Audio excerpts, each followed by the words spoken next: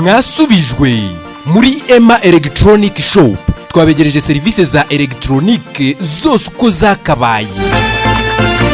Mwe mutuye muri centre ya Migina ndetse namwe mugenda Nyanza, ibi byiza nimwe byagenewe. Aha dukora televiziyo zapfuye ndetse n'ibindi bikoresho binyuranye birimo za mudasobwa, radio, za stabilizateri, ipasi, za keto n'ibindi. Twinstara amashanyarazi mu nzu, dukora za telefone, tugashyiramo na application zitandukanye uko mubyifuza, ducuruza telefone nshya ndetse na accessoires zazo, tubafitiye filime ndetse n'indirimbo mukunda, mujye muzifatira hano. Mwe mugira ibirori binyuranye muri Emma Electronic Shop, tubafitiye sonorisation nziza. Si ibi gusa kuko tubafitiye service z'irembo uko zakabaye, tubafasha no kwishyura imisoro inyuranye. Ibyiza biracyaza. Tubafitiye service za Airtel Money, Mobile Money ndetse n'izo kugura amayinite.